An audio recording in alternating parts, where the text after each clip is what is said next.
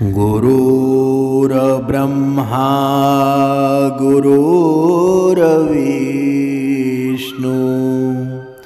गुरुर्देव महेश्वरा सद्गुरु साक्षात् परब्रह्म तस्मै श्री सद्गुरुवे नमः।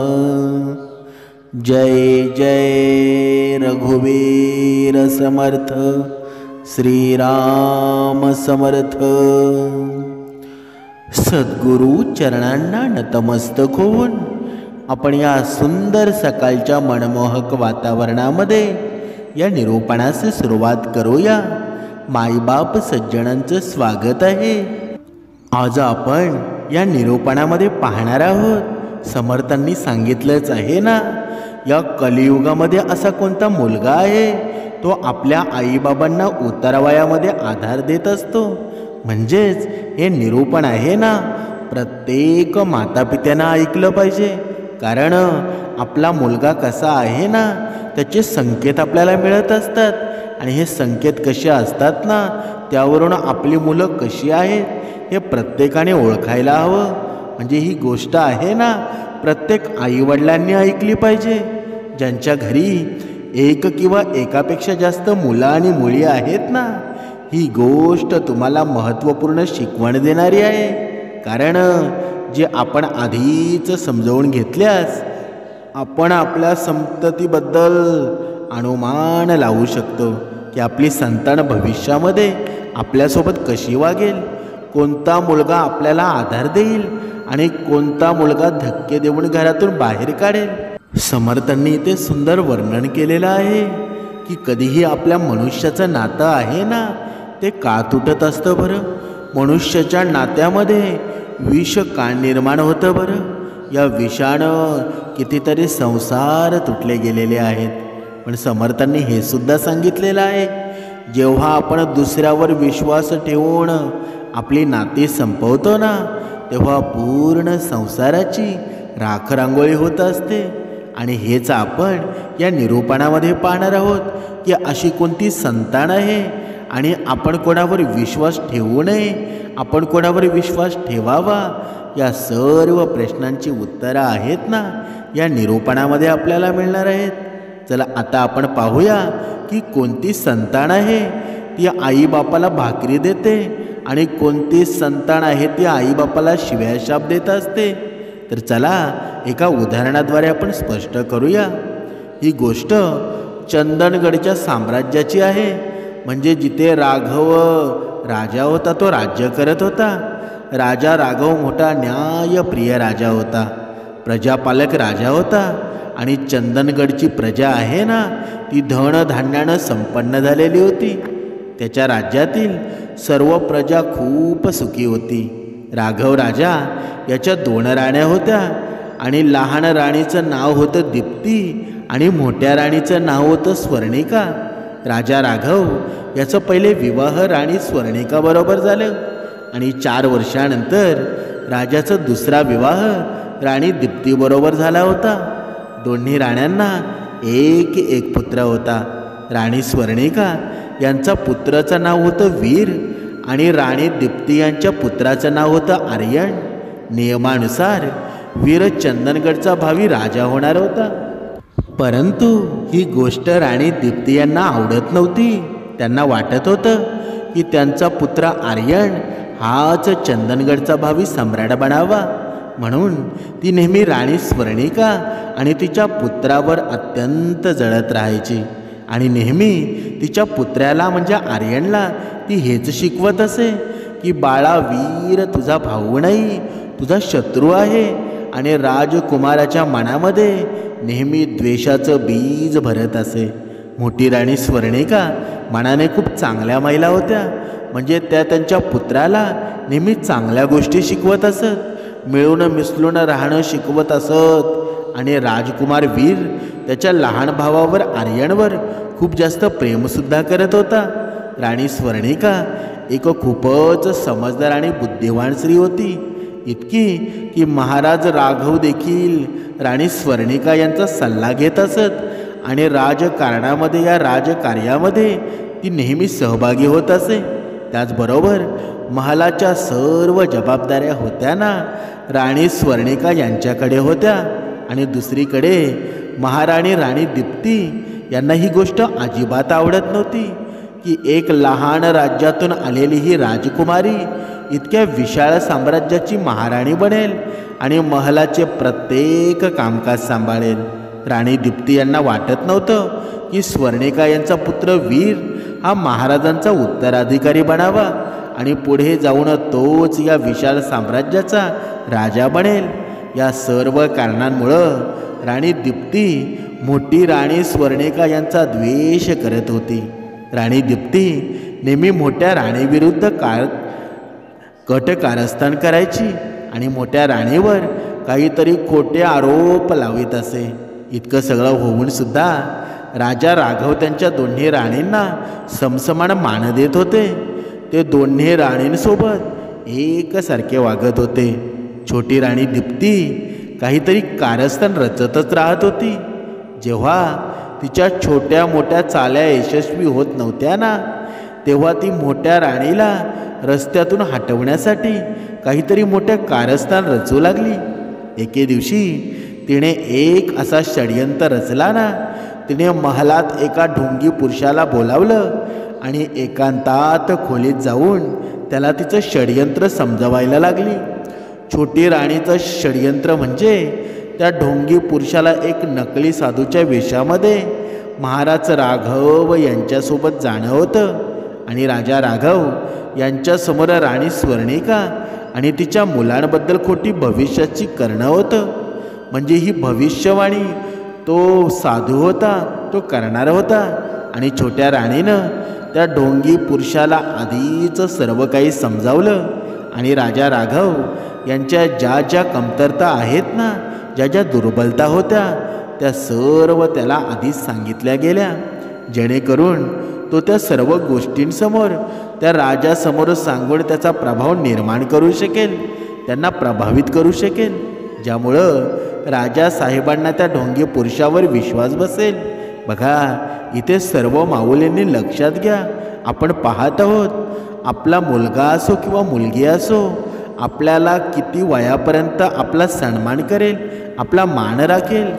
थोडक्यात या कथेचं सार आहे ना ते आपल्यात लक्षात असायला हवं। म्हणून तो साधू आहे ना त्या राजाला प्रभावित करू शकत होता, ज्यामुळं राजा साहेबांना त्या ढोंगी पुरुषावर विश्वास बसेल की तो खूप चमत्कारी आहे। राजाला असं वाटेल की तो साधू खूप पोचलेला आहे। म्हणजेच दुसऱ्या दिवशी तो ढोंगी पुरुष एक साधूच्या वेशामध्ये दरबारात जातो आणि जितक्या गोष्टी राणी दीप्तीनं त्या साधूला महाराजांबद्दल सांगितल्या होत्या त्या सर्व गोष्टी त्या नकळी साधूनं महाराजांसमोर जाऊन सांगितल्या। आता तर स्वतःबद्दल एवढं सत्य ऐकून राजा राघव चकितच होतात। खरंच राजा त्या साधूपासून खूप प्रभावित होतो आणि राजा विचार करू लागला की साधू तर खरंच खूपच पोचलेले महात्मा आहेत, हे काही अंतर्यामी असल्याचं वाटतं। राजा त्या नकली साधूच्या सर्व गोष्टींवर विश्वास करू लागतो। एके दिवशी त्या साधूनं राजाला सांगितलं, राजासाहेब आज मी तुम्हाला जे सांगणार आहे ते ऐकून तुम्हाला खूप आश्चर्य वाटेल आणि हेही होऊ शकतं की ही गोष्ट तुम्हाला आवडणार सुद्धा नाही। हे ऐकून राजा राघव म्हणाला, नाही साधू महाराज, जो काही असो तुम्ही बिना संकोचानं सांगा। राजा याच्याबद्दल दिलेल्या विश्वासावर नकली साधू सांगू लागला, महाराज तुमचा मोठा पुत्र वीर आहे ना तो भविष्यामध्ये एक चांगला राजा सिद्ध होणार नाही, जो तुमची ही चांगली सेवा करू शकणार नाही। इतकं बोलून साधू शांत होतो।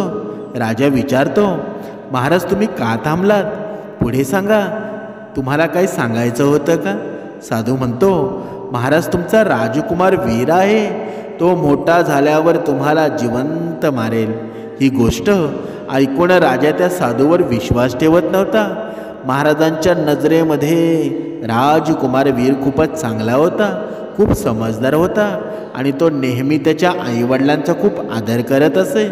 राजा म्हणतो, साधू महाराज, तुम्ही जी गोष्ट सांगितली आहे ना ती 100% खोटी आहे, कारण तुमची काहीतरी चूक झाली असेल. ढोंगी पुरुष म्हणू लागला, नाही नाही महाराज, माझ्याकडून कुठेही चूक झालेली नाही. यानंतर साधू म्हणतो, महाराज, मला सल्ला असा आहे, माझा सल्ला असा आहे की जर तुम्ही तुमचे प्राण वाचवू इच्छित असाल ना आणि प्रजेला गंभीर संकटात टाकू इच्छित नसाल तर तुम्हाला राजकुमार वीरला लगेच महलातून बाहेर काढावं लागेल. नाहीतर तुमचे प्राण आणि प्रजेच्या हितासाठी तुमच्याकडे फक्त एकच मार्ग आहे. असं सांगून तो नकली साधू तिथून निघून जातो. बघा, इथे समर्थांनी सुद्धा सांगितलेलं आहे, हा मनुष्य असतो ना, काही गोष्टीवर अचानक एवढा विश्वास ठेवतो ना की त्याला अधोगती प्राप्त होत असते. म्हणूनच समर्थांनी सांगितलेलं आहे ना, मनुष्यानं अशा व्यक्तीवर विश्वास ठेवावा ना की कधीच त्याचा गैरफायदा घेऊ शकणार नाही. आणि असा व्यक्ती कोण आहे बरं? असा व्यक्ती आहे फक्त भगवंत. पण भगवंतावर मनुष्य विश्वास करतो का? कधीच करत नाही. बघा, आता आपण पुढे पाहूया. ही सर्व गोष्ट ऐकून महाराज राघव खूपच दुःखी होतात आणि त्यांनी कधीच कल्पना केली नसेल की त्यांचा मोठा राजकुमार वीर आहे, जो आचार विचार गुणांमध्ये खरा विरासमान आहे. आणि त्याबद्दल अशी गोष्ट ऐकायला मिळेल ना, भविष्यात त्यांचा आवडता पुत्र त्यांचं प्राण घेणार आहे. त्या रात्री राजाला बिलकुल झोपी येत नव्हती. राजा संपूर्ण रात्र कुस बदलत होता आणि त्या रात्री राजाने हा निर्णय घेतला की तो मोठा राजकुमार वीरला आपल्या राज्यातून बाहेर काढून टाकणार.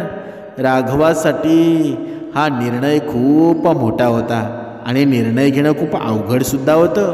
पुढच्या दिवशी महाराज राघवने छातीवर पाषाण ठेवून त्यांच्या मोठ्या पुत्राला वीरला राज्यातून बाहेर काढण्याचा आदेश दिला. म्हणूनच म्हणतात ना की कोणावर एकदम इतका विश्वास ठेवू नका, कारण धूर्त पाखंडी लोक असतात ना, आपल्या या विश्वासाचा गैरफायदा घेत असतात. म्हणजे इतरांच्या गोष्टी तपासून विश्वास ठेवणं नेहमी एक समजदारीचं पाऊलच आहे ना. म्हणून कितीही जवळचे असले ना तरीही काही परिस्थितींमध्ये जिथे आपल्याला विशेष सावधगिरी बाळगणं गरजेचं आहे. म्हणून लक्षात ठेवा, जेव्हा गोष्ट कोणत्या महत्त्वाच्या निर्णयाशी संबंधित असते, जर कोणताही निर्णय असो, तुमचं शिक्षण असो, तुमचं करिअर असो, तुमचं आरोग्य असो किंवा आर्थिक स्थितीवर प्रभाव टाकत असेल, तुमच्या कुटुंबाला तोडत असेल, तुमच्या संबंधांना विस्थापित करत असेल, कोणाचा जीव जरी घेत असेल ना, तर त्या गोष्टींवर स्वतः विचार करायला शिका. म्हणजेच कोणाच्या सूचनेवर तात्काळ पाऊल उचलू नका. कितीही जवळचा असला ना तरी प्रत्येकाचे अनुभव वेगवेगळे असतात. कोणत्याही एका व्यक्तीच्या अनुभवाला संपूर्णपणे आपल्या परिस्थितीवर लागू करणं चुकीचं असू शकतं. म्हणजे उदाहरणार्थ, कोणाला काही गोष्टीत यश मिळालं असेल याचा अर्थ असा नाही की तोच तुमच्यासाठी योग्य असेल. बघा, म्हणून कधी कधी जे जवळचे लोक हे असतात ना, त्यांच्या अनुभवांवर, त्यांच्या विचारांवर आणि त्यांच्या मान्यतावर आधारित सल्ला देत असतात. हे आवश्यक नाही की त्यांचा सल्ला नेहमी योग्यच असेल. म्हणून तुमच्या विचारांनुसार, तुमच्या परिस्थितीच्या अनुसार तुम्हाला निर्णय घ्यावा लागेल. समर्थांनी सुद्धा सांगितलेलं आहे ना, जर कोणी अत्यंत चांगल्या संधींवर किंवा चांगल्या परिणामांवर दावा करत असेल तर त्याची स्वतः तपासणी करा. कितीही विश्वास असला ना तरी तथ्य आणि पुरावे तपासा. म्हणजे जेव्हा गोष्ट नात्यांमध्ये भावनिक उलझणांची असते, कधी कधी नात्यांमध्ये असा तणाव निर्माण होतो ना, भावनिक स्थिती निर्णयावर प्रभाव टाकू शकते. अशा वेळी इतरांची मते ऐकण्यापेक्षा स्वतःसाठी योग्य आणि चूक यांचं मूल्यमापन करा. म्हणजे हेच चांगलं असेल ना. म्हणजेच इतरांच्या गोष्टींवर तसा विश्वास ठेवू नका जोपर्यंत तुम्ही तुमच्या समज आणि तथ्यांच्या आधारावर पूर्णपणे खात्रीशीर होत नाही. म्हणजे आपल्या लोकांच्या गोष्टी काळजीपूर्वक ऐका, पण नेहमी स्वतःचा विचार करून निर्णय घ्या. ज्या वेळेमध्ये ही घटना घडली ना, त्या वेळेस राजकुमार खूपच लहानच होते ना. जेव्हा राणी स्वर्णिका यांना हा आदेशाची माहिती मिळाली, तेव्हा त्यावर दुःखाचा डोंगर कोसळला. रडत रडत महाराणी महाराजांकडे जाते आणि त्यांच्याकडून असं न करण्याची प्रार्थना करू लागते. पण महाराज राघववर त्याचा काहीही प्रभाव होत नव्हता आणि राणी स्वर्णिका त्यांना मनवण्याचा खूप प्रयत्न करते. पण जेव्हा तिने हे सर्व पाहिलं की राजा आपल्या निर्णयावर अगदी ठाम आहे, तेव्हा ती राजाला म्हणू लागली, ठीक आहे, तुमची इच्छा आहे ना, जर तुम्ही माझ्या पुत्राला महलातून काढू इच्छित असाल तर माझा निर्णयसुद्धा ऐका. मी माझ्या पुत्राला कुठेही एकटं जाऊ देणार नाही, म्हणून मीही माझ्या पुत्रासोबत हे राज्य सोडत आहे. मोठी राणी स्वर्णिका यांच्या असं सांगितल्यावर सुद्धा राजा राघव आपल्या निर्णयापासून बघा अजिबात हालत नव्हते. अनेक वेळा दुसरे लोक आपल्या गोष्टीचा इतका प्रभाव टाकत असतात. बघा, प्रत्येक मनुष्यानं लक्षात ठेवा, समर्थांनी सांगितलंच आहे ना, आयुष्यामध्ये अशा घटना येतात ना, अशा घटना निर्माण होत असतात की समोरचा व्यक्ती आपल्यावर एवढा प्रभाव टाकू लागतो ना, की त्यानंतर स्वतःच्या व्यक्तीच्या गोष्टींचा काहीच प्रभाव होत नाही. म्हणून मजबूर होऊन राणी स्वर्णिका आपल्या पुत्र वीरसह त्या महलातून निघून जाते आणि राज्यापासून खूप दूर जाते. काही दिवसांच्या प्रवासानंतर ते दोघे आई आणि पुत्र दुसऱ्या राज्यामध्ये म्हणजे राजपुरीमध्ये पोचतात आणि तिथेच राहू लागतात.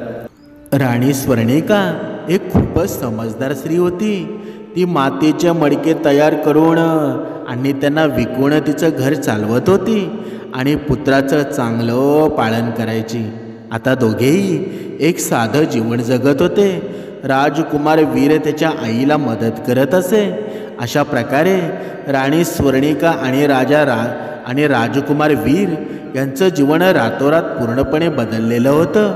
ते दोघे एका महलातून एका झोपडीमध्ये आले होते. म्हणून समर्थांनी सांगितलेलं आहे की काळ कुणाला कुठे पोचवेल ना, ते कोणीही सांगू शकत नाही. म्हणजे वेळेचं चक्र कुठे फिरणार आहे हे कोणाला काही माहीत नसतं. म्हणून मोठमोठे चक्रवर्ती राजासुद्धा भिकारी बनले ना, आणि भिकारीही राजा बनवून राज्य चालवू लागले. म्हणून ती राणी स्वर्णिका आणि राजकुमार वीर वेळेशी समजूत करून घेत होते. झोपडीत राहूनही ते मोठ्या प्रेमाने त्यांचं जीवन व्यतीत करत होते. वेळ आपल्या गतीने जात होता आणि राजकुमार वीर हळूहळू मोठा होत होता. दुसऱ्या बाजूला चंदनगडचा राजकुमार आर्यनही मोठा झाला होता. पण राजकुमार आर्यन हा खूप गर्विष्ठ होता.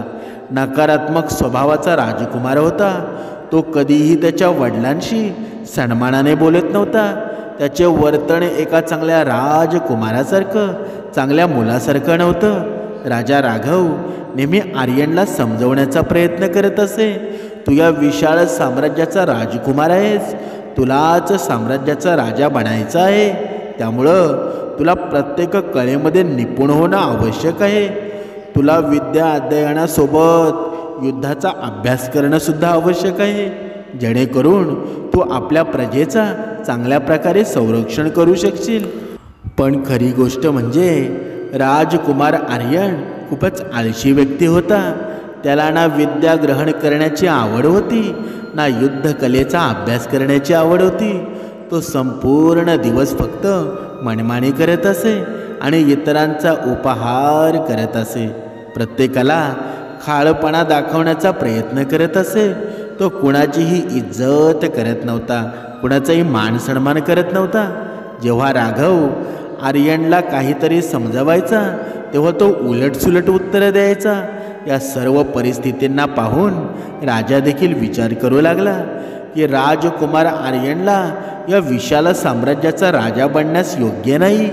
त्याच्यात एक राजामध्ये असलेल्या सर्व गुणांची कमतरता आहे. त्यावेळी राजानं निर्णय घेतला की कोणत्याही परिस्थितीमध्ये आर्यनला या विशाल राज्याचा राजा बनवून देणार नाही. कारण आर्यन भविष्यात राजा बनला ना तर तो प्रजेकडे अजिबात लक्ष देणार नाही. जेव्हा राजकुमार आर्यनला या गोष्टीची माहिती मिळाली की त्याचे वडील राजा राघव त्याला भविष्याचा राजा बनवू इच्छित नाही, तेव्हा त्यानं सेनापती बरोबर मिळून एक षडयंत्र रचलं आणि राज्याच्या काही खास मंत्र्यांच्या जेवणामध्ये विष मिसळून त्यांना मारून टाकलं. त्यानंतर सेनापती आणि राजकुमारानं मिळून राजा राघव यांची राजगादी हिसकावली.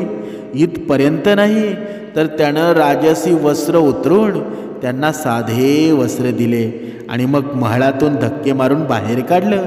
छोटी राणी दीप्ती हे सर्व काही बघत होती, पण तिने या गोष्टीचा बिलकुल विरोध केला नाही. उलट तिला या गोष्टीने मोठी आनंदाची भावना झाली की तिचा पुत्र राजा बनला आहे. या सर्व घटनांचा राजावर खूप खोल आघात झाला आणि बऱ्याच दिवसापासून राजा राघव नगरामध्ये गावगाव भटकत राहिले. कधी जंगलात तर कधी पर्वतांमध्ये भटकत होते. एके दिवशी ते त्या नगरामध्ये पोचतात जिथे मोठी राणी स्वर्णिका तिच्या पुत्रासोबत राहत होती. राजा राघव एका झाडाच्या खाली बसून विचार करून खूप दुःखी होत होते की त्यांनी त्यांच्या मोठ्या पुत्राला आणि राणीला घरातून बाहेर काढून टाकलं, परंतु ते तर खूप आज्ञाकारी होते. कोणीतरी खरी म्हटलं आहे ना की मनुष्याला त्याच्या कर्तृत्वाचा दंड नक्कीच मिळत असतो. राजाला समजत नव्हतं की त्यानं काय करावं. एका पुत्राला त्यानं स्वतःच्या हाताने घरातून बाहेर काढलं होतं आणि दुसऱ्या पुत्रानं त्याला घरातून बाहेर टाकलं. राजा विचार करत होता, अशा जीवनामध्ये मरून जाणं चांगलं आहे. म्हणून राजा राघव त्या झाडाखाली बसून मारायचा विचार करत होता. त्याच्या झाडावर एक माणसासारखा बोलणारा म्हातारा कावळा बसला होता. तो कावळा खूप ज्ञानी होता. जीवनाचे अनेक अनुभव त्याला माहीत होते. तो कावळा राजाच्या स्थितीवर खूप हसत होता आणि म्हणाला, मूर्ख राजा, दुसऱ्यावर अत्याधिक विश्वास ठेवण्याचा हा परिणाम आहे की तू आज राजपदापासून वंचित झाला आहेस. स्वतःच्या पुत्र पत्नीपासून दूर आहेस. विधात्यानं तुझ्याकडे 2 पुत्र दिले आहेत, पण दोन्ही पुत्रांपासून एकही तुझ्याजवळ नाही. एकाला तू स्वतःच्या हातांनी घरातून बाहेर काढलं आणि दुसऱ्याने तुला बाहेर काढलं. हेच ईश्वराचा न्याय आहे. हे राजन, ऐक, मी तुला खूप महत्त्वाची गोष्ट सांगत आहे जी तुझ्या माध्यमातून संपूर्ण जगाला खूपच लाभदायक ठरेल. असा कोणता पुत्र आहे जो आईवडिलांना आनंद देतो आणि कोणतं दुःख आहे हे मनुष्याने आधीच समजून घेतलं पाहिजे. म्हणून मनुष्य आधीच जाणून घेऊ शकतो की कोणता पुत्र आईवडिलांची सेवा करेल आणि कोण त्यांना धक्का मारून बाहेर देईल. तर या लक्षणांना चांगल्या प्रकारे लक्षात ठेवा. समर्थांनी सुद्धा इथे सांगितलेलं आहे ना, जी संतान आहे आईवडिलांची आणि इतर ज्येष्ठांचा सन्मान आणि सेवा करते, ती पुढे जाऊन त्यांच्या प्रती आपल्या कर्तव्यांचं पालन करण्यास सक्षम असते. जर पुत्र इतरांच्या भावनांचा सन्मान करतो ना, त्यांच्या गरजांचा विचार करतो, तर हे याचे संकेत आहेत की तो त्याच्या आईवडिलांची काळजी घेणार आहे. म्हणजे जो पुत्र आईवडिलांच्या लहान मोठ्या गोष्टींचा विचार करत असतो, त्यांच्या गोष्टी काळजीपूर्वक ऐकतो, तो भविष्यामध्ये त्यांच्या काळजीसाठी तत्पर असेल.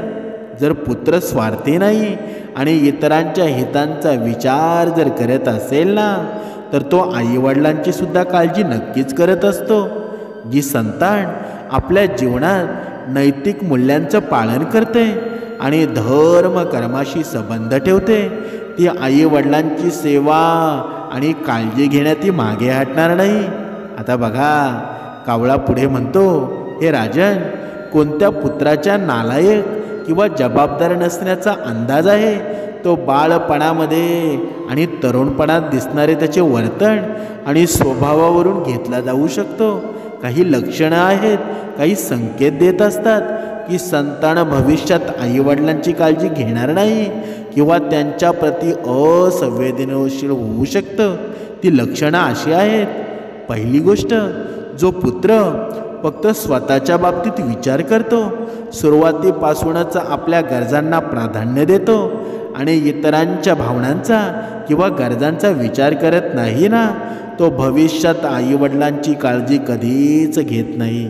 नंबर 2, जर पुत्र सुरुवातीपासूनच आईवडिलांच्या गोष्टी अणसुणा करत असेल, म्हणजे आईवडिलांच्या गोष्टींवर लक्ष देत नसेल, त्यांच्या गोष्टींचा उपहास करत असेल किंवा त्यांना मानसन्मान देत नसेल, तर हे देखील संकेत आहे की तो पुढे जाऊन त्यांचा प्रतिसन्मान जबाबदारीचं पालन करणार नाही. नंबर 3, नियम आणि शिस्तीचा अभाव. जी संतान बाळपणापासून शिस्तीत राहत नाही, जी जबाबदाऱ्या टाळते, त्याला भविष्यात सुद्धा आईवडिलांची सेवा आणि जबाबदाऱ्यांशी काही संबंध नसतो, म्हणून बाहेरच्या लोकांवर जास्त निर्भर ठेवतो.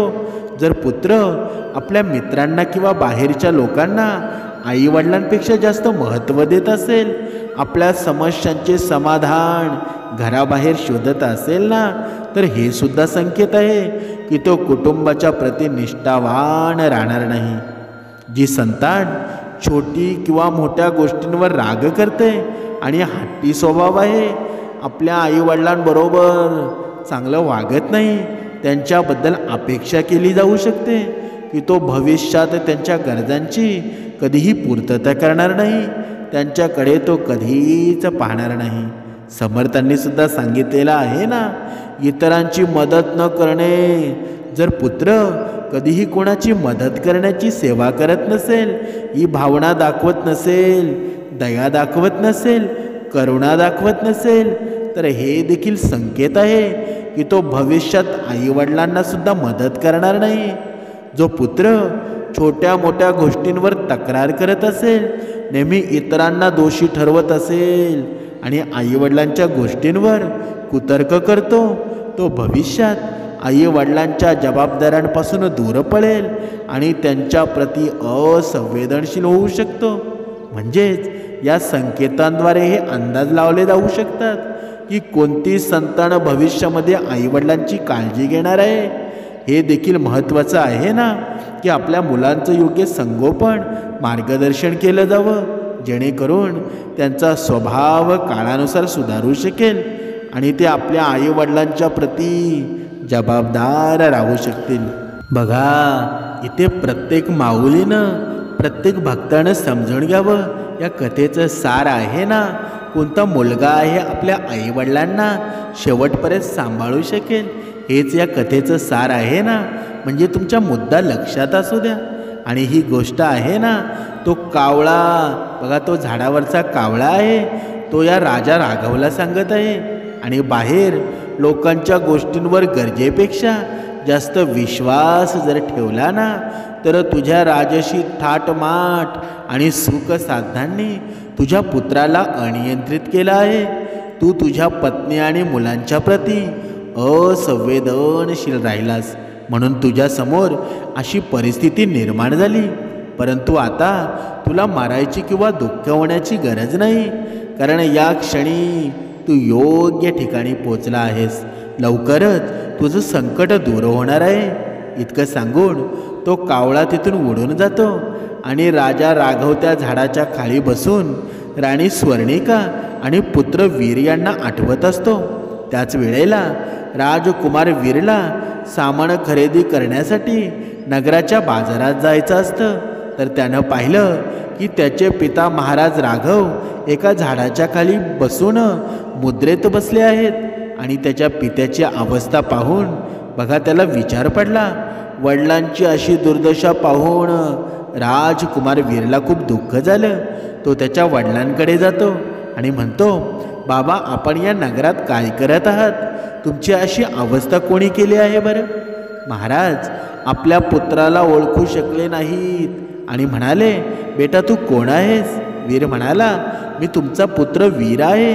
महाराजांनी जेव्हा त्याच्या पुत्राला पाहिलं तेव्हा त्यांच्या डोळ्यामध्ये अश्रू आले आणि त्यांनी त्यांच्या पुत्राला मिठीमध्ये घेतलं राजकुमार म्हणाला, बाबा तुमची अवस्था तर अगदी ठीक नाही, आपण लगेच माझ्यासोबत चला. त्यानंतर राजकुमार त्याच्या वडिलांना त्याच्या झोपडीमध्ये घेऊन जातो. जेव्हा राणी स्वर्णिका महाराजांची अशी अवस्था पाहते तेव्हा तिलासुद्धा मोठा धक्का बसतो. तिने तिच्या पतीचे पाय धरले आणि त्यानंतर राणी आणि राजकुमार यांनी त्यांच्या अशा अवस्थेचं कारण विचारलं. तेव्हा राजानं त्यांना सर्व हकीकत सांगितली. राजकुमार आर्यननं त्यांच्यासोबत कशा प्रकारे वागणूक केली आहे. राजगादी हडपण्याच्या लालसेत त्याने सर्व विश्वासपात्र मंत्र्यांना मारून टाकलं आहे आणि सेनापतीसोबत मिळून मला त्या महलातून बाहेर काढलं. या सर्व गोष्टी जाणून घेऊन राजकुमार वीर म्हणाला, बाबा आपण चिंता करू नका. मला वाटतं की राजकुमार आर्यन कुणाच्या बहकाव्यामध्ये येऊन अशी चूक करतो आहे, त्यामुळं त्यानं अशा मार्गाचा अवलंब केला आहे ना. मला विश्वास आहे की त्याला लवकरच त्याच्या चुकांची जाणीव होईल आणि तो स्वतः तुमच्याकडे माफी मागण्यासाठी येईल. पुत्रांच्या गोष्टी ऐकून महाराज मनामध्ये विचार करू लागले की पुत्रवीरच्या मनामध्ये त्याच्या भावासाठी अजिबात ईर्ष्या आणि द्वेष नाही. वीर आणि आर्यन यांच्या विचारामध्ये किती फरक आहे बरं. यानंतर सर्वांनी मिळून जेवण केलं आणि मग झोपून गेले. त्या दिवसापासून महाराणी स्वर्णिका तिच्या पुत्रासोबत आणि पतीसोबत राहू लागली आणि राणी आणि राजकुमार मिळून राजा राघव यांची चांगली सेवा करायचे. रोज राजा सर्वप्रथम जेवायचे आणि त्यानंतर राजकुमार आणि राणी जेवत असत. आता महाराजांना राजकुमार वीर आणि स्वर्णिका यांच्यासोबत राहून काही महिने लोटले. एक दिवस राजसाहेब जेव्हा एकटे बसले होते तेव्हा ते विचार करू लागले की मी राजकुमार वीरला इतरांच्या बहकाव्यामध्ये येऊन घरातून बाहेर काढलं, त्याचं जीवन पूर्णपणे बर्बाद झालं आहे. माझ्यामुळंच राणी आणि तिच्या पुत्राला इतक्या दूर एका अनोळखी ठिकाणी एवढंही जीवन घालवावं लागत आहे आणि माझ्यामुळंच ते रातोरात महलातून झोपडीमध्ये गेले. एवढं काही होऊन सुद्धा माझा पुत्र मला किती सन्मान देत आहे, माझी पत्नी माझी किती सेवा करत आहे. म्हणजेच दुसऱ्या बाजूला राजकुमार आर्यन होता, ज्याला मी नेहमी सर्व काही दिलं, त्याच्या सर्व इच्छांची पूर्तता केली आणि त्यानं राज्य हडपण्याच्या लालसेमध्ये मला राजमहलातून धक्का देऊन बाहेर काढले. आज राज्याच्या मनामध्ये खूप पश्चाताप होत आहे आणि त्याला वाटायला लागलं की त्यानं त्याच्या जीवनामध्ये हीच सर्वात मोठी चूक केली आहे, ज्याची तो कधीच सुधारणा करू शकणार नाही. राजानं त्या साधूच्या बोलण्यावर विश्वास ठेवून खूप मोठी चुकी केली होती ना, पण आता बाजी हातून निसटली होती आणि महाराजांना त्यांच्या पहिल्या पत्नी म्हणजे राजकुमारासोबत दुसऱ्या राज्यामध्ये राहून जवळजवळ 1 वर्ष लोटला होता. त्या राज्याचा राजा शौर्यसेन, त्याची एक पुत्री होती जिचं नाव होतं राधिका. राजकुमारी राधिका दिसायला खूपच सुंदर होती आणि समजदारसुद्धा होती. एक दिवस राजकुमारी राधिका बागेत फिरत होती आणि या बागेत फिरणं तिला खूप आवडायचं आणि तिच्यासोबत तिचा पिता देखील होता. बागेत फिरताना अचानक राजकुमारीच्या नजरेमध्ये एक मोठा लाल रंगाचा पोपट झाडावर बसलेला दिसला. तो लाल रंगाचा पोपट झाडावर बसला होता आणि राजकुमारी राधिकाकडे गौरवाने बघत होता. राजकुमारी जेव्हा त्याच्या जवळ येते तेव्हा पोपटाला पाहून म्हणते, तू किती सुंदर पक्षी आहेस, माझ्या जवळ ये, मी तुला खूप छान खाऊ घालेल. राधिकाचं बोलणं ऐकून पोपट म्हणतो, माझं मन म्हणतं की तुझ्यासारखा नेक दिल आणि सुंदर कुमारीच्या जवळ येऊन राहावं आणि तू दिलेलं खाऊ खावं, पण मी तर नगर फिरण्यासाठी निघालो आहे आणि माझ्या आईवडिलांना लवकरच परत येण्याचं वचन देऊन आलो आहे, म्हणून आता मी इथे राहू शकत नाही. हे सांगून तो लाल रंगाचा पोपट त्यांच्या पंखांना फडफडत तिथून उडून जातो. हे पाहून राजकुमारी राधिकेला आश्चर्य वाटतं की तो सुंदर पक्षी मनुष्याची भाषा बोलत आहे. आणि राजकुमारी लगेचच तिच्या वडिलांकडे येते आणि म्हणते, पिताजी, मला तो बोलणारा पोपट हवा आहे. तो पोपट माझ्या मनात बसला आहे. सुरुवातीला राजा शौर्यसेनच्या लक्षात काही येत नव्हतं की राजकुमारी राधिका काय बोलत आहे. पण जेव्हा राजकुमारी राधिकानं पूर्ण गोष्ट सांगितली की एक सोनेरी लाल रंगाचा पोपट बागेमध्ये बसला होता आणि तो मनुष्याची भाषा बोलत होता आणि मला तोच पोपट हवा आहे. राजा म्हणाला, बेटी, मी माझ्या मोठ्या बुजुर्गांकडून ऐकलं आहे की इथून भरपूर मैल अंतरावर एका महिन्याचा कठीण प्रवास करून एक पर्वतीय क्षेत्र आहे आणि त्या क्षेत्रामध्ये असे बोलणारे पक्षी सापडतात. मला वाटतं तो पक्षी तिथूनच आला असेल. कदाचित तो उद्या पुन्हा इथे येईल, तर उद्या आपण त्याला पकडू. दुसऱ्या दिवशी राजकुमारी त्या लाल रंगाच्या पक्ष्याची वाट पाहत राहिली, परंतु तो पोपट पुन्हा परत आला नाही. याच चिंतेमध्ये राजकुमारी संपूर्ण दिवस काहीही खात नव्हती. हळूहळू रात्र होते आणि तिची आशा देखील संपली आहे. राजकुमारी तिच्या आईच्या जवळ येऊन जोरजोरामध्ये रडू लागते. तिच्या आईनं अनेक पद्धतीनं तिला समजवण्याचा प्रयत्नसुद्धा केला, पण त्या बोलणाऱ्या पोपटाचा विचार राजकुमारीच्या मनातून जात नव्हता. आपल्या मुलीचं दुःख पाहून महाराज देखील त्रस्त होतात. जेव्हा 2-3 दिवस असेच जातात तेव्हा राजा आणि राणी यांनासुद्धा मोठी चिंता लागते. तेव्हा महाराजांच्या मनामध्ये विचार आला की नाही, हे स्वतःचा लांबचा प्रवास करून त्या पर्वतीय भागामध्ये जातील आणि तिथून तो लाल रंगाचा पोपट पकडून आणतील आणि राजकुमारी राधिका यांना द्याव्यात. जेव्हा त्यांनी महाराणीसोबत याबाबत बोलले तेव्हा ती म्हणाली, जर तुम्ही प्रवासावर निघायचे ठरवले ना, तर तुम्हाला माहीत आहे की तिथे महिन्यांचा लांब प्रवास आहे. इतक्या दिवसांपर्यंत राज्याचं संचालन कोण करेल बरं? त्या पोपटाला शोधण्यामध्ये न जाणो किती वेळ लागेल. माझ्यावर विश्वास ठेवा. तुम्ही राजकीय घोषणा करा की जो कोणी या रत्नगिरीच्या पर्वतीय भागातून जो बोलणाऱ्या पोपटाला आणेल त्याला 20,000 सोन्याच्या मोहरांचं बक्षीस दिलं जाईल. राजाला पत्नीचा हा सल्ला खूपच चांगला वाटला आणि त्यांनी तात्काळ संपूर्ण राज्यामध्ये घोषणा केली की शेकडो दूर एक पर्वत आहे आणि त्या भागातून पोपट जर पकडून कोणी आणेल ना, त्याला बक्षिसामध्ये सोन्याच्या मोहरा दिल्या जातील. ही घोषणा ऐकून अनेक लोक त्यांच्या बक्षिसाची त्यांच्या नशिबाची परीक्षा घेण्यासाठी निघाले. तो मार्ग खूपच दूर होता आणि कठीणसुद्धा होता. रस्त्यामध्ये अनेक पर्वत लागले, अनेक नद्या लागल्या, अनेक जंगलं लागली आणि त्या जंगलांमध्ये विविध प्रकारचे भयंकर प्राणीसुद्धा राहत होते. काही लोक जंगलातील जंगली प्राण्यांपासून हताश होऊन बसले आणि काही पर्वतांमुळे पुढे जाऊ शकले नाही. परिणामी अनेक दिवस लोटले, तरीही कोणीतरी त्या पर्वतावरून पोपट आणू शकला नाही. एक दिवस ही बातमी राजकुमार वीरनं ऐकली, तर त्यानं विचार केला की का नाही या शुभ कार्याचा फायदा उठवला जावा. जेव्हा त्यानं हे त्याच्या वडिलांना आणि मातेला सांगितलं तेव्हा आधी त्यांनी यास परवानगी दिली नाही, परंतु राजकुमाराच्या या वारंवार समजवण्यावर दोघांनी या गोष्टीवर परवानगी दिली आणि आपल्या पालकाकडून आज्ञा घेऊन राजकुमार वीर राजा शौर्यसेन यांच्या महालामध्ये पोचतो.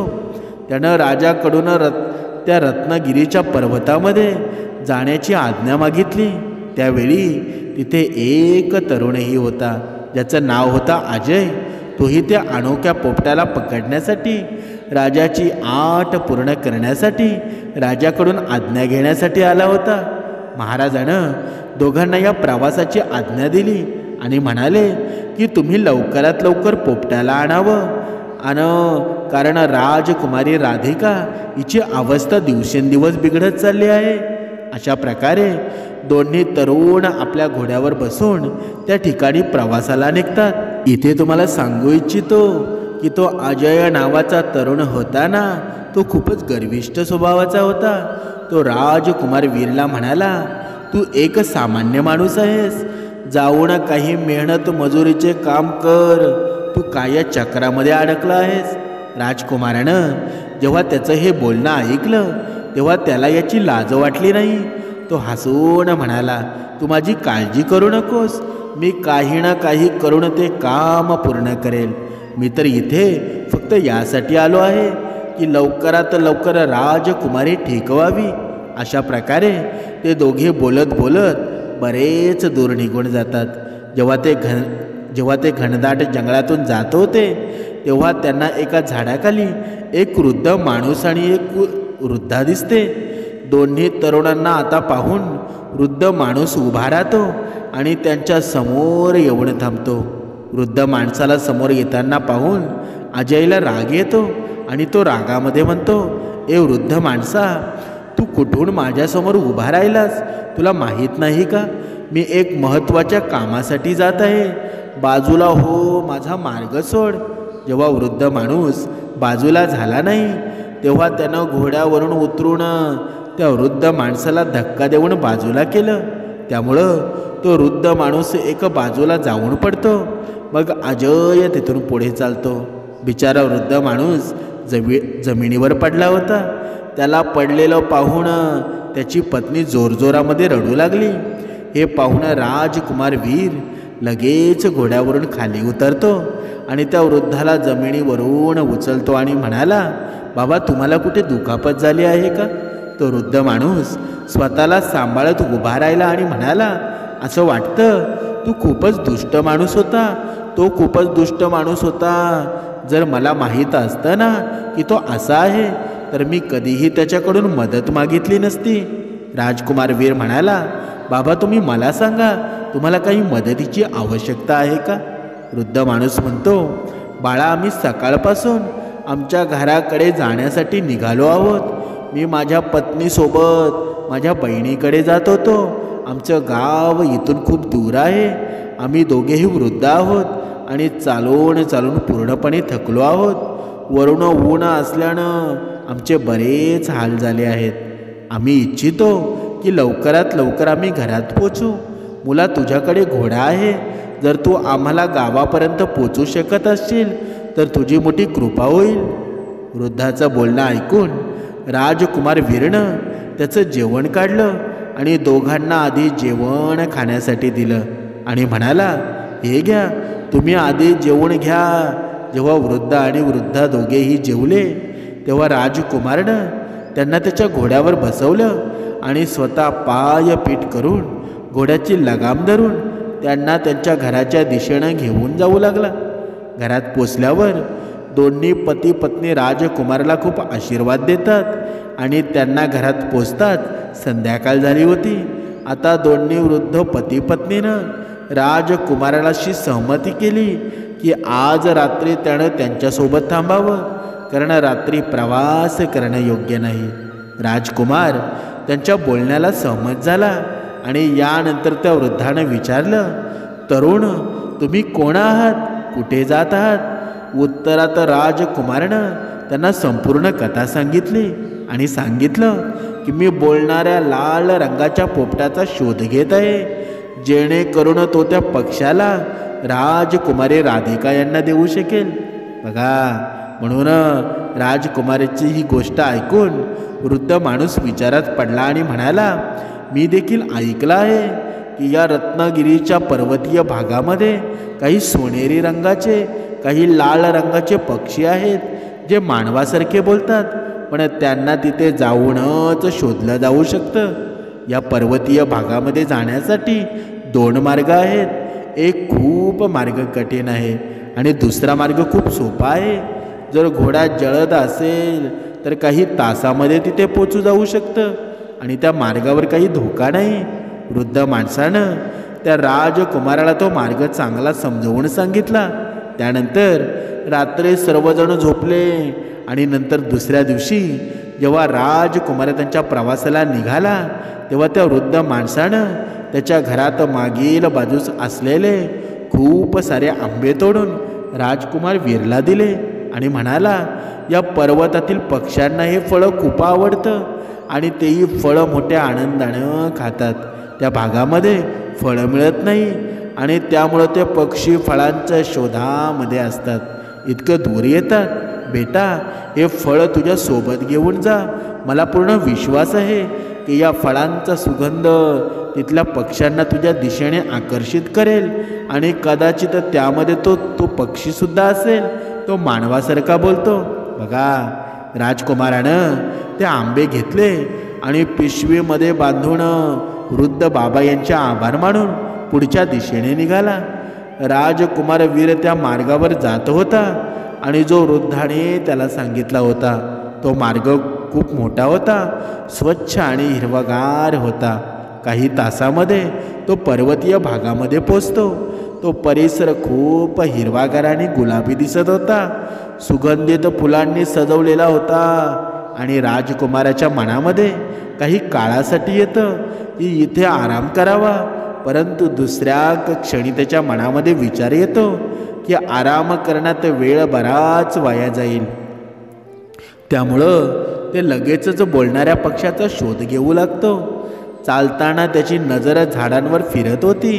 काही दूर एका अशा ठिकाणी पोचतो जिथे खूप लहान लहान पक्षी झाडांवर बसले होते आणि सर्व पक्षी चिवचिव करत होते, पण असा कोणताही पक्षी नव्हता तो मानवाची भाषा बोलत होता. राजकुमार खूपच उदास होतो, पण तो हिंमत हारला नव्हता. तो एका ठिकाणी जमिनीवर बसतो आणि त्यानंतर तो त्याच्या सोबत आणलेली फळं पसरतो आणि त्या फळांच्या सुगंधानं तिथे असलेले सर्व पक्षी तिथे गोळा होतात आणि फळे खायला लागतात. पक्ष्यांना पाहून राजकुमार म्हणाला, हे प्रिय पक्ष्यांनो, तुम्ही सर्वजण कसे आहात? पण कोणत्याही पक्ष्यानं त्यांच्या बोलण्याला उत्तर दिलं नाही. राजकुमार समजून गेला की या पक्ष्यांमध्ये कोणताही असा पक्षी नाही जो मानवाची भाषा बोलत असेल. थोड्या वेळानं सर्व पक्षी तिथून उडून जातात. तेव्हा एक सोनेरी लाल रंगाचा पोपट उडून तिथे येतो आणि राजकुमाराच्या समोर बसतो आणि म्हणतो, असं वाटत आहे माझ्या इथे येण्याच्या आधीच सर्व फळं संपली आहेत. राजकुमार सोनेरी लाल रंगाचा पोपट मानवाच्या भाषेत बोलताना पाहून खूप आनंदित होतो. त्यानं एक खूपच गोड फळ काढून त्या पक्ष्याच्या समोर ठेवलं आणि म्हणाला, हे प्रिय पक्षी, तू चिंता करू नकोस, माझ्याकडे अजून खूप सारी फळं आहेत. हे ऐकून पोपट राजकुमाराच्या जवळ येतो आणि आनंदानं त्याने दिलेली फळं खायला लागतो. राजकुमारानं त्याच्या उद्देशाची गोष्ट त्या पोपटाला सांगितली. अरे प्रिय पोपट, तुम्हाला माझ्यासोबत माझ्या नगरामध्ये राजपुरीमध्ये यायला आवडेल का? पोपट म्हणाला, का नाही, मला तुमची फळं खूप आवडतात. तिथे खूप साऱ्या आंब्याचे बागसुद्धा आहेत, परंतु जर मी तुमच्या बरोबर आलो तर तुम्ही मला पिंजऱ्यात बंद तर करणार नाही ना? कारण मला पिंजऱ्यात बंद होण्याची खूप भीती वाटते. राजकुमार म्हणाला, नाही नाही, तुम्ही या गोष्टीची अजिबात चिंता करू नका. मी तुमच्या शोधात खूप लांबचा प्रवास करून आलो आहे आणि आमच्या राजाची कन्या तुमच्या प्रतीक्षेमध्ये काही खातसुद्धा नाही, काही पितसुद्धा नाही आणि अनेक दिवसांपासून ती बेशुद्ध आहे. मी तुम्हाला घेऊन जाईल आणि राजकुमारीच्या हवाले करेल. तिथे तुम्ही राजवाड्यामध्ये खूप आरामात राहाल. मी तिला हेही सांगेल की तुम्हाला पिंजऱ्यात बंद करू नका. पोपट म्हणाला, हो, काही दिवसापूर्वी मी राजकुमारी राधिकाला भेटलो होतो. जेव्हा मी नगर फिरण्यासाठी निघालो होतो तेव्हा राजाच्या बागेमध्ये माझी राजकुमारीसोबत भेट झाली होती. ती एकच खूपच नेक आहे आणि चांगली राजकुमारी आहे. मी खूप आनंदाने तिच्यासोबत राहायला तयार आहे. पोपटाचं बोलणं ऐकून राजकुमार वीर खूपच आनंदित होतो आणि पोपट उडून राजकुमाराच्या खांद्यावर जाऊन बसतो. आता राजकुमाराचा उद्देश पूर्ण झाला होता, म्हणून त्याने परतीचा प्रवास सुरू केला. पोपट राजकुमाराच्या घोड्यासोबत उडत उडत सोबत चालला होता. लांबचा प्रवास केल्यानंतर जेव्हा राजकुमार राजपुरी राज्याच्या सीमेमध्ये प्रवेश करतो तेव्हा त्याला तोच तरुण अजय येताना दिसतो, जो पोपटाचा शोध घेत त्याच्या सोबत गेला होता. परंतु तो दुसऱ्या मार्गाने गेला होता. तो मार्ग खूप अवघड होता.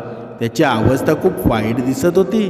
राजकुमाराला समजलं की तो पोपटाला पकडण्यासाठी दुसऱ्या कठीण मार्गाने निघाला असावा, ज्याबद्दल त्या वृद्ध बाबाने सांगितलं होतं.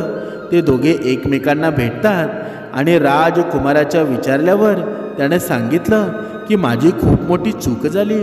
जो बक्षिसाच्या लालसेमध्ये मी प्रवासावर निघालो, तिथला मार्ग खूपच दुर्गम होता. मी तर मोठ्या अडचणीनं माझा जीव वाचून पळालो आहे. त्याचं बोलणं ऐकून राजकुमार वीरनं त्याची सर्व कथा सांगितली. की त्यानं कशा प्रकारे त्या वृद्ध पती पत्नीला घोड्यावर बसून त्यांच्या घरापर्यंत पोचवलं होतं आणि त्या वृद्धाने आनंदाने त्यांची मदतसुद्धा केली, ज्याच्यामुळं मी आज बोलणारा सोनेरी लाल पोपट मिळवण्यामध्ये यशस्वी झालो आहे. तेव्हा तो तरुण अजय म्हणाला, पोपट तर तुमच्या आजूबाजूच्या दिसतसुद्धा नाही. तेव्हा राजकुमार वीरनं आकाशाकडे इशारा केला आणि म्हणाला, तो पहा. त्यानं पाहिलं की हे खूपच सुंदर पोपट आहे. लाल रंगाचा पोपट उडत आहे. पोपटाला पाहून तो तरुण विचार करू लागला, जर मी त्या वृद्ध पती पत्नीच्या सोबत वाईट वर्तन केलं नसतं ना, तर मला देखील आज बोलणारा पोपट मिळाला असता. मी माझं वाईट वर्तन आणि गर्वामुळं पोपट प्राप्त करण्यामध्ये असमर्थ झालो. माझ्या गर्वाची शिक्षा मला मिळाली आहे. हे सर्व विचार करून तो त्याच्या मार्गाला निघाला. राजकुमार वीरनं जेव्हा महालामध्ये पोचतो, तेव्हा सोनेरी लाल रंगाच्या पोपटाला पाहून राजा खूपच प्रसन्न झाला. आणि राजकुमारी राधिका ही देखील जेव्हा सोनेरी लाल पोपटाला पाहते, तेव्हा ती देखील आनंदाने नाचू लागते. वीर त्या पोपटाला राजकुमारीच्या हवाले करतो आणि म्हणतो, राजकुमारीजी, मला आशा आहे की तुम्ही पूर्णपणे स्वस्थ व्हाल.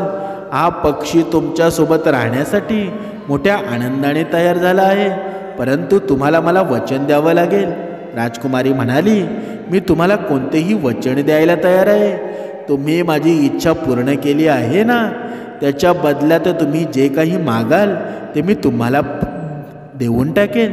तेव्हा राजकुमारीने सांगितलं, राजकुमारी, तुम्ही मला एवढं वचन द्या की तुम्ही या पक्षाला कधीही पिंजऱ्यात ठेवणार नाही. विचार करून राजकुमारी राधिका म्हणाली, ठीक आहे, हे माझं वचन आहे की मी या पक्षाला कधीही पिंजऱ्यात बंद करणार नाही. हा नेहमी खुल्या हवेमध्ये उडत राहील. आणि राजकुमारी राधिकाला खुश पाहून राजा शौर्यसेन आणि राणीनं देखील आनंदाचा श्वास घेतला. आणि राजानं वीरची हिंमत आणि बहादुरीची खूप प्रशंसा केली. इथे रात्र झाली होती आणि राजा राणीशी बोलत होता. तेव्हा राणी म्हणाली, महाराज, हा मुलगा खूप बुद्धिवान आहे. मला वाटतं की हा कोणत्या तरी उच्च कुटुंबाशी संबंधित आहे. माझं बोलणं ऐका. तुम्ही एकदा याची सत्यता तपासा की तो कोण आहे आणि कुठे राहतो. मला तर तो आपल्या राजकुमारीसाठी योग्य वाटत आहे.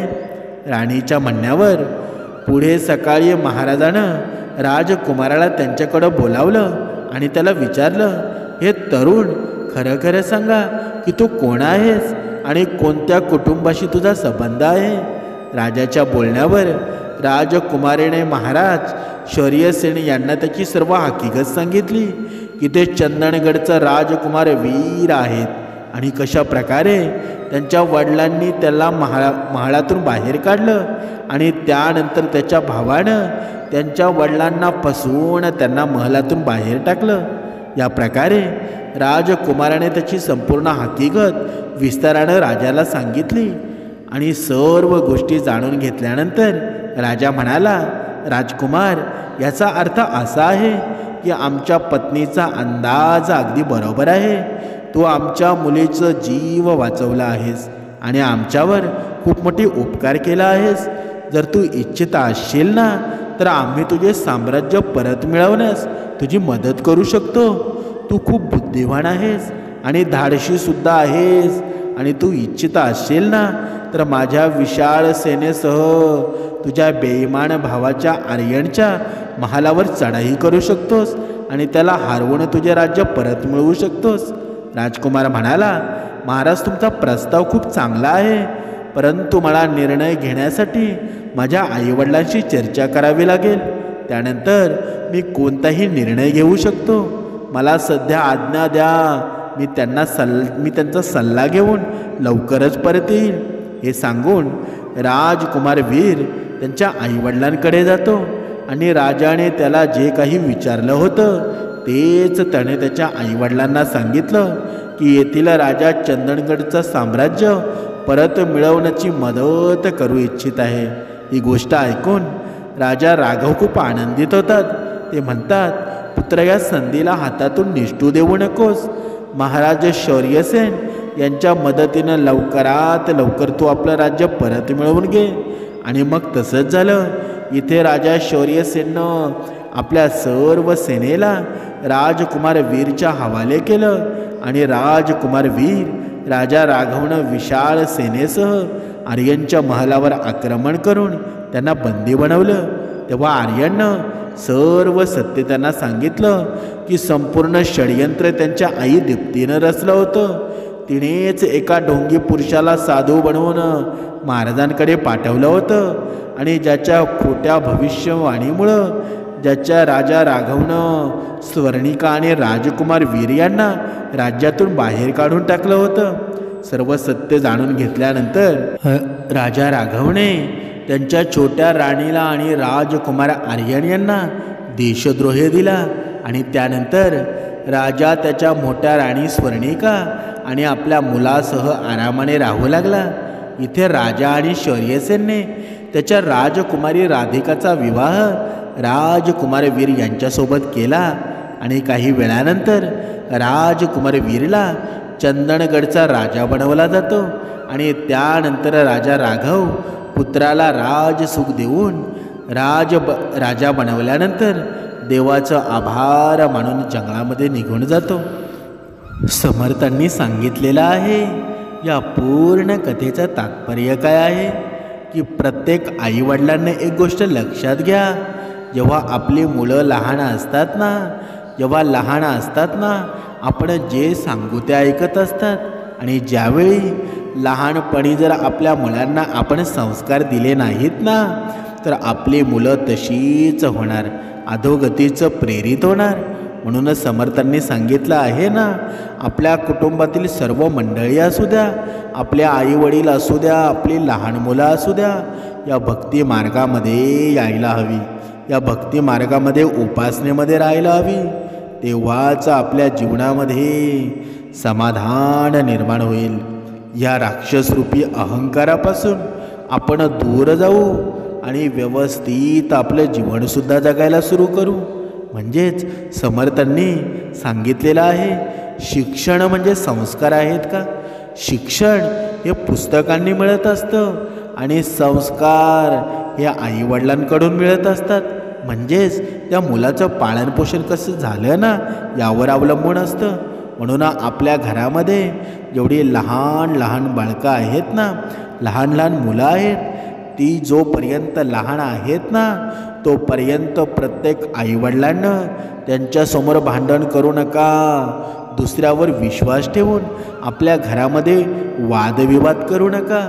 म्हणून जर आयुष्य व्यवस्थित घालवायचं असेल ना तर आईवडिलांची भूमिकासुद्धा महत्त्वाची असते.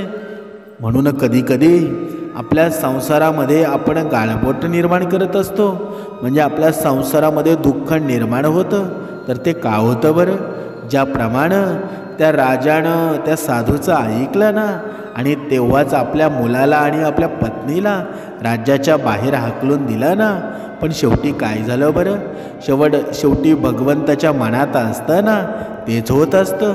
त्याच्यावर परिस्थिती काय आली बरं की त्यालासुद्धा राज्याच्या बाहेर जावं लागलं. तशी परिस्थिती आहे ना आपल्यावर सुद्धा येऊ शकते. म्हणूनच समर्थांनी सांगितलेलं आहे ना, आपण या कलियुगामध्ये पाहत आहोत की आजची मुलं आहेत ना की बघा भरपूर पैसा कमवण्याच्या नादामध्ये आपल्या आईवडिलांना घराच्या बाहेर काढत आहेत आणि कुत्री, मांजरं असे वेगवेगळे प्राणी घरामध्ये ठेवतात आणि आपल्या आईवडिलांना घराच्या बाहेर टाकून देतात. तुम्ही विचार करा, हे जर विलक्षण सत्य आहे ना, हे जरी याची कल्पना जरी आपण केली ना, तरी आपल्याला खूप दुःख होतो. म्हणूनच समर्थांनी सांगितलेलं आहे ना, अजूनही जर तुम्ही विचार जर केला नसेल ना, तर तो विचार आता करायला सुरुवात करा. इथे काही भक्ती मार्गामध्ये अशी सुद्धा काही माणसं आहेत की बघा, आता दसरा झालेला आहे आणि या दसरा असून सुद्धा आपल्या आईवडिलांचं दर्शन त्यांनी घेतलेलं नाही. जर तुम्ही असं वागत असाल ना, तर या भक्ती मार्गामध्ये राहून सुद्धा तुमच्या जीवनाचा काही फायदा आहे का? काहीच फायदा नाही. जिथे जो मुलगा आपल्या आईवडिलांना देवास्वरूप मानत नसेल ना, त्याने भक्ती करूच नाही. त्याने किती जरी भक्ती जरी केली तरीही त्याला कधीच समाधान निर्माण होणार नाही. त्याचं दुःख कधीच कमी होणार नाही. म्हणूनच समर्थांनी सांगितलेलं आहे, आयुष्यामध्ये तुम्ही किती पैसे कमवता ना आणि किती पैसे घालवता, हे जीवन तुमचं असं चालूच राहणार आहे. किती जरी पैसे कमवले ना, तर त्या पैशामध्ये समाधान कधीच निर्माण होणार नाही. पण जर तुमच्या एका पैशामुळं, तुमच्या एका स्वभावामुळं जर तुमच्या आईवडिलांच्या चेहऱ्यावर तुम्ही जर आनंद आणत असाल ना, तर ही सर्वात मोठी भक्ती आहे, हे सर्वात मोठे पुण्य आहे. म्हणून आईवडिलांच्या चेहऱ्यावर आनंद आणण्याचा प्रयत्न करा. कारण जीवनामध्ये असा कोणताही चमत्कार नाही, तो आईवडिलांशिवाय होत नाही. जय जय रघुवीर समर्थ.